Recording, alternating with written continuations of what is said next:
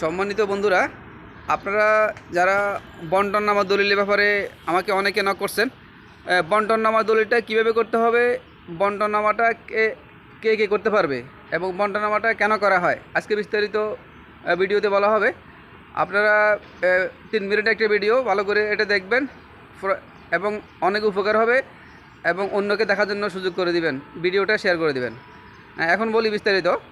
আপনার বাবা যদি মারা যায় অথবা আপনার আম্মা যদি মারা যায়, তাহলে আপনাদের করণীয় কী?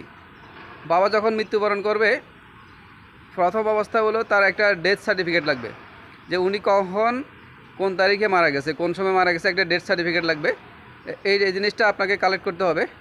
তার পরবর্তীতে আপনাদের উনি একটা ওয়ারিশ সার্টিফিকেট লাগবে, যে ওয়ারিশ সার্টিফিকেটে তার কজন ছেলে আছে, কজন মেয়ে আছে এবং কয়টা, অনেকের একাধিক স্ত্রী থাকে, স্ত্রী কয়টা আছে, সবই বিস্তারিত থাকবে ওয়ারিশ সার্টিফিকেটের ভিতরে। যে ওয়ারিশ সার্টিফিকেট নিতে হবে, ডেথ সার্টিফিকেট নিতে হবে। তারপরে এই যে এই সমস্ত কাগজপত্রগুলো নিয়ে এবং যে জমিটা খারিজ করানো হবে, নামজারিটা করানো হবে, এই নামজারির জমি এবং দলিল, ভাই দলিল, পর্চা সবগুলো নিয়ে আপনাকে এসে তহসিল অফিসে যেতে হবে।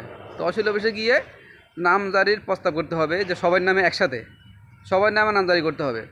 সবার নামে যখন নামজারি করা হবে, তখন এক নামজারিতে সবার নাম আসবে। সেখানে হিসা দেওয়া থাকতে পারে, নামজারিতে বর্তমানে হিসাতে আছে, ছেলের কত অংশ, মেয়ের কত অংশ বা ওয়াইফের কত অংশ, সব হিসা থাকবে। এখন নামজারি যখন করানো হয়ে গেছে, এখন কি আসবে? এখন পরবর্তী সময়ে আপনারা এই নামজারি মোতাবেক সবাই কিন্তু জমি ধাম করে বেশি ফেলতে পারবেন না। এখন বিষয়টা হলো, সম্পত্তিটা বোনরা হয়তো সম্পত্তি বিক্রি করতে চায়, অথবা ভাইদের ভিতরে কোনো একজন সম্পত্তি বিক্রি করতে চায়, অথবা মা কোনো এক জায়গায় বিক্রি করতে চায়। তাহলে বিক্রি করতে গেলে আপনাদেরকে নামজারি মোতাবেক সবাইকে নিয়ে একটা বন্টননামা দলিল করতে হবে। এই যে বন্টননামা দলিলটা যদি করা হয়ে যায়, তখন মেয়ের কত অংশ, ছেলের কত অংশ, কে কোনটা প্লট মালিক হবে, কোনটা জায়গা হবে, সেটা বন্টননামা দলিলে সেটা উল্লেখ থাকবে। তো এখন যদি বন্টননামা দলিল হয়ে যায়, তখন ওই সম্পত্তিটা, অথবা এক একজনের একাধিক সম্পত্তি থাকে, বন্টননামা সেটা করার সময় সবাই ভাগ করে নেবেন।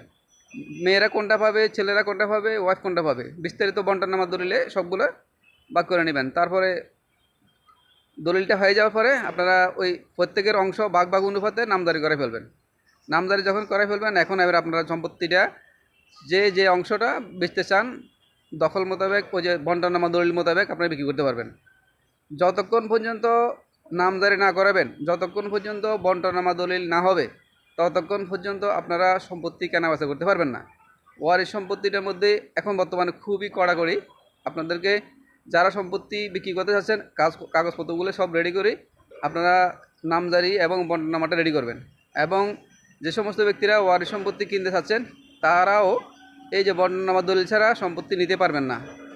আপনাদেরকে কাগজপত্র দেখে বন্টননামা করার জন্য ধন্যবাদ। আসসালামু আলাইকুম।